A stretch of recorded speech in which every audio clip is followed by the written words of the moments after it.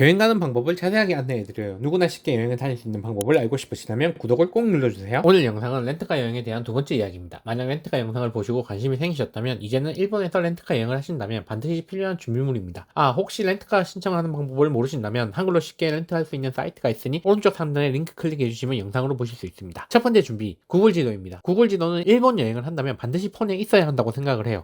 굉장히 편리하고 연계가 잘 되어 있어서 정말 이거 하나만 있다면 계획 없이 가서도 여행하는데 거의 지장이 없다고 할 정도예요. 특히 렌트 여행을 하실 때는 구글 지도에 내가 갈 곳을 미리 저장해 두시면 주차장에서부터 가는 길을 내비게이션으로 사용할 수도 있고 각종 앞장들의 운영시간, 영업 여부 등 필요한 정보들이 많으니 꼭 설치해 두세요. 두 번째입니다. 일본에서 렌트카 여행을 한다는 건 대부분의 경우는 대도시 간에 이동을 하는 게 아닙니다. 인근 소도시에 방문하는 경우가 대부분이고 저 같은 경우에는 소도시의 축제를 방문하는 게 최우선 목적인 경우가 많아요. 이런 경우 중요한 것은 주차장입니다. 계획을 짤 때 어디를 갈 것인가를 정했다면 그럼 차는 어디에 주차할 것인가를 정해야 합니다. 일본은 거리에 주차를 하면 벌금이 10만원 이상 나오기 때문에 반드시 주차장에 주차를 해야 하고 이 주차장이 정말 가격이 천차만별이라서 금액을 잘 확인해 보셔야 해요. 그래서 저는 목적지가 있다면 근처에 주차장을 검색해보고 10분당 얼마인지 체크한 후에 그곳을 목적지로 저장해 둡니다. 여기서 꿀팁 하나 알려드릴게요. 내가 목적지를 검색해서 갈 곳이 정해졌는데 이 목적지에 주차장이 있는지 없는지 궁금하다. 그러면 구글 지도에서 레이어를 바꿔주면 됩니다. 예를 들어서 지금 이곳은 제가 한 번도 가본 적이 없는 곳이에요. 여기 식당을 찍어볼게요. 주차장이 어디에 있는지 보려면 레이어를 켜주세요. 바로 이렇게 주차장 상태를 확인할 수가 있어요. 이곳에 주차장이 없다면 근처 주차장을 검색해주세요.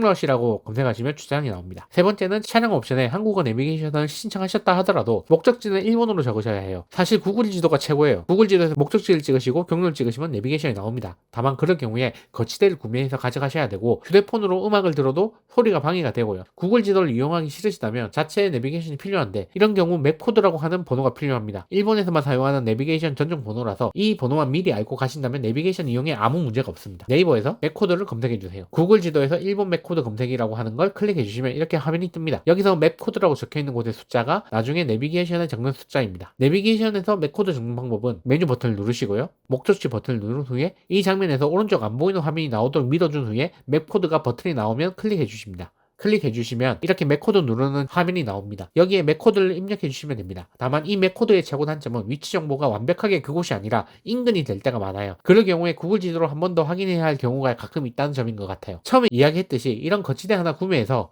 휴대폰으로 구글 지도에서 내비게이션 하는 게 가장 깔끔하긴 해요.